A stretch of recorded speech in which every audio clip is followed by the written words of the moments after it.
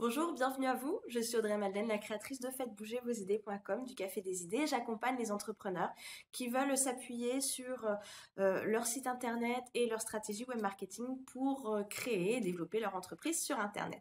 Aujourd'hui, j'aimerais partager avec vous quelques conseils ou en tout cas peut-être quelques rappels pour vous aider à faire en sorte que vos offres, en tout cas les pages que vous créez dans votre site internet pour vendre vos offres, vous permettent d'attirer et de retenir l'attention des internautes pour pouvoir effectivement vendre davantage. En fait, ce qui se passe, et c'est quelque chose que j'ai vu aussi et qui a vraiment m'a permis en tout cas d'a- d'atteindre un palier supérieur, c'est que euh, il y a un moment dans l'entreprise où on se dit peut-être mais mince quoi, j'ai l'impression que tout le monde arrive à se faire remarquer, que tout le monde arrive à attirer l'attention des personnes, mais moi pas du tout. Et en fait, ce qui se passait, en tout cas pour moi, et je pense que ce sera la même chose pour vous aussi si vous mettez en place ces quelques recommandations, c'est que la différence fondamentale, surtout, c'est que les personnes qui arrivent, les entrepreneurs qui arrivent à vendre davantage et mieux sont des personnes qui arrivent à bien parler de leur activité.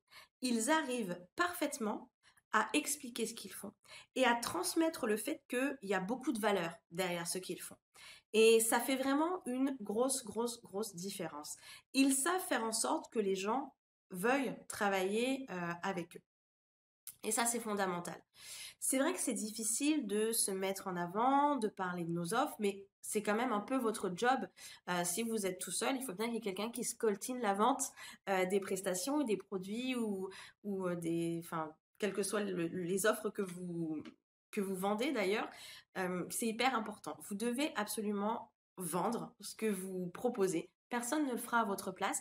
Et il n'y a pas de secret hein, pour que les gens acceptent de vendre, enfin d'acheter, pardon, ce que vous vendez. Il faut qu'ils soient convaincus d'avoir un intérêt euh, très fort à travailler avec vous ou à acheter votre offre.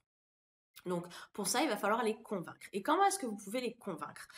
ben, En fait, si vous voulez, c'est reprendre un petit peu le processus que vous avez peut-être utilisé pour créer vos offres. N'oubliez pas que votre client idéal, votre cible, elle vit actuellement elle est quelque chose, une situation qui ne lui convient pas. Il y a quelque chose qui ne va pas. Et ce qu'elle aimerait, c'est vivre une situation qui lui convient davantage. Et ce changement, en fait, ce passage d'une situation qui ne lui convient pas à une situation qui lui convient, c'est votre offre. Donc, quand vous avez construit votre offre, normalement, vous l'avez construite avec cette idée-là de passage, de transformation. Et l'idée, en fait, quand vous rédigez votre page de vente ou quand vous parlez de votre offre, c'est de parvenir à convaincre votre client idéal, en tout cas votre interlocuteur, que cette offre lui permettra de réaliser ce passage, cette transformation, cette évolution. En revanche, si vous passez trop de temps à expliquer ce que vous faites et que vous ne passez pas assez de temps euh, à expliquer en quoi ça va leur permettre de changer la situation qu'ils vivent, ça va pas fonctionner. Donc il faut absolument équilibrer les choses, je dirais même les déséquilibrer dans l'autre sens, c'est-à-dire mettre l'accent sur ce chemin, cette transformation et moins sur ce que vous faites et la façon dont vous allez le faire. Ça, c'est vraiment important. Pourquoi est-ce que les gens vont s'intéresser à ce que vous proposez, à votre offre? Parce qu'ils vont être convaincus que ça va leur changer la vie. Parce qu'ils sont convaincus qu'il y a des problématiques qu'ils vivent que vous allez pouvoir résoudre. Ça, c'est vraiment important. Alors, l'autre conseil que je vais vous donner, je pense que vous l'avez déjà entendu, mais c'est vraiment de mettre l'accent sur les bénéfices et d'éviter de trop parler des modalités, des fonctionnalités. Ça, c'est quelque chose d'annexe, on va dire, qui va peut-être venir rassurer la personne, mais c'est pas ça qui va la convaincre. Je vous donne un exemple tout bête. Imaginons, vous savez, je sais pas moi, un baladeur numérique, là, l'iPod. Bon, c'est un peu dépassé, mais voilà. Imaginons l'iPod. Je ne sais pas si vous vous souvenez, en tout cas pour ceux qui ont vécu le lancement, euh, l'une des caractéristiques qui était souvent mise en avant et à laquelle on pouvait peut-être prêter attention si on s'y connaissait un petit peu, c'était l'espace de stockage. Imaginez qu'on vous dise, ah bah super, je vous propose un baladeur numérique, pour ne pas dire de marque, il est formidable, vous avez 1 giga de stockage avec. Ok, Si vous connaissez pas trop, si vous n'arrivez pas trop à vous représenter ce que c'est un giga de stockage, bah, ça va pas vous dire grand-chose. Et je pense qu'à la limite, vous vous en moquez un peu. En revanche, si on vous dit, c'est génial, je vous vends un baladeur numérique, là-dedans, vous pouvez stocker 1000 chansons, vous serez jamais à court. Et là, vous vous dites, ah bah super, c'est exactement ce qu'il me faut pour mes sorties course à pied du week-end. Enfin voilà, j'en sais rien. Mais vous voyez un petit peu la différence. En fait, quand je vous parle des 1000 chansons que vous aurez dans la poche de votre pantalon, à portée de main à tout moment quand vous voulez, vous voyez bien l'avantage, vous voyez dans quelles conditions vous allez pouvoir utiliser ce produit-là dans votre vie quotidienne. En revanche, si je vous parle simplement des capacités techniques de l'appareil, de ses capacités de stockage, ça vous fait un peu ni chaud ni froid. En général, les capacités techniques, enfin, ouais, les fonctionnalités, donc tout ce qui est caractéristiques techniques, tout ce qui est modalités, c'est un peu barbant, ça ne nous intéresse pas trop. Ce qui nous branche vraiment, c'est de savoir, bah, voilà, en quoi est-ce que l'utilisation de cet appareil va améliorer ma vie de tous les jours. Et en fait, quand vous rédigez votre page de vente, quand vous parlez de votre offre, c'est vraiment ça qui doit être au cœur de votre contenu. C'est vraiment tous ces avantages-là.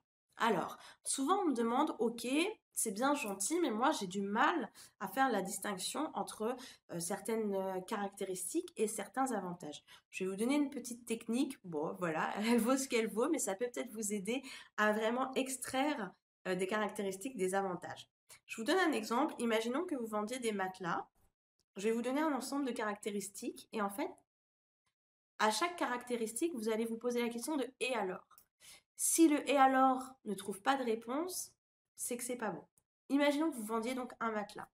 Si je vous dis que le matelas que je vous vends est ferme, ouais, et alors vous n'arrivez peut-être pas trop à voir, ok, un matelas ferme, oui. Bon, très bien, il y en a d'autres des matelas fermes. Si je vous dis que le matelas va bien maintenir votre dos, et alors ouais, d'accord, il va bien maintenir mon dos. Que vous allez passer une bonne nuit de sommeil. Oui, il y a plein de matelas qui vont vous permettre de passer une bonne nuit de sommeil. Et alors?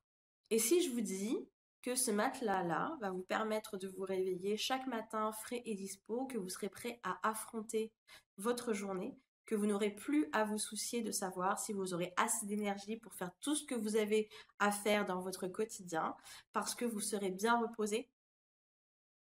Là, alors, c'est qu'un exemple, j'ai pas creusé plus que ça, mais c'est juste pour que vous voyez un petit peu la différence. Les avantages réels, en fait, de votre produit, de votre offre, viennent se connecter aux désirs fondamentaux de votre lecteur. Là, vous voyez, on voit tout de suite quels vont être les bénéfices au quotidien de ce matelas. Ça va nous permettre d'avoir plus d'énergie pour affronter, voilà, tout ce qu'on doit faire chaque jour. Donc ça, c'est bien. Et c'est ça en fait qu'il faut réussir à faire.